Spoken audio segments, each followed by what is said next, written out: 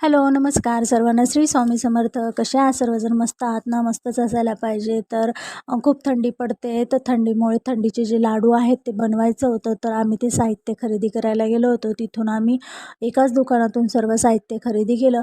घरी आल्याच्या नंतर मग जे पण खारका होता त्या फोडून घेतल्या आणि अक्रोड, बदाम, काजू आणि बिब्याची जी भिलोंजी आहे, बिब्याच्या बिया ती घेऊन आलो होतो.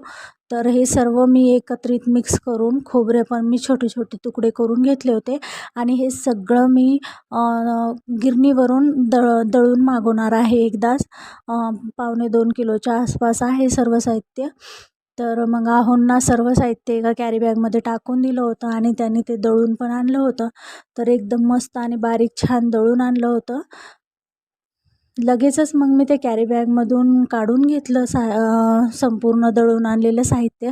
कारण म्हटलं कॅरी बॅगचा त्याच्यामध्ये वास व्हायला नको आणि फक्त तेवढा डिंक तेवढा राहिला होता त्याच्यामध्ये मिक्स करायचा आणि जी मेथी दाणे असतात ते राहिले होते. तर तुपामध्ये मस्त डिंक असा घरीच तळून घेतला आणि मेथी दाणे चांगले भाजून त्याची पावडर बनवून घेतली. तर तुम्ही पण हिवाळ्याचे लाडू बनवले असतील तर लाडू तुम्ही कसे बनवतात हे मला नक्की कमेंट करून सांगा. मी तर माझ्या मम्मीच्या पद्धतीप्रमाणेच बनवते. माझी आई अशीच बनवते. तर मग नंतर मी डिंक तळून घेतला छान खरपूस आणि जे मी भाजून घेतलं होतं हे मेथी दाणे त्याची मी छान पावडर बनवून घेतली मिक्सरला लावून. आता ही पावडर आपल्याला काय करायची आहे, तूप गरम करायचं आहे. तुपामध्ये एका रात्रीसाठी भिजवून ठेवायची आहे.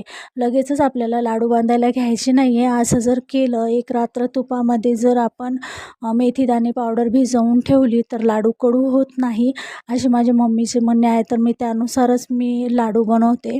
तर मी ते पावडर भिजवायला ठेवून दिलं आणि इथं मग मी डिंक पावडर वाटून घेत आहे आणि आता डिंक पावडरसुद्धा त्याच्यामध्ये मिक्स करून घेतली. घरामध्येच मी साखर वाटून घेतली होती.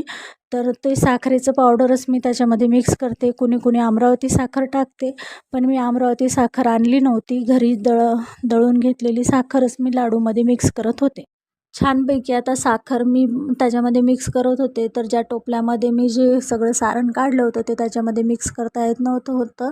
तर मी याला मोठ्या परातीमध्ये असं एकीकडे करून घेतलं आणि काही लाडूनं मी ज्याच्यामध्ये हे मेथी दाणे न टाकताच असेच वळून घेतले आणि नंतर दुसऱ्या दिवशी मी काय केलं, त्याच्यामध्ये मेथी दाणे टाकून पुन्हा लाडू वळून घेतले.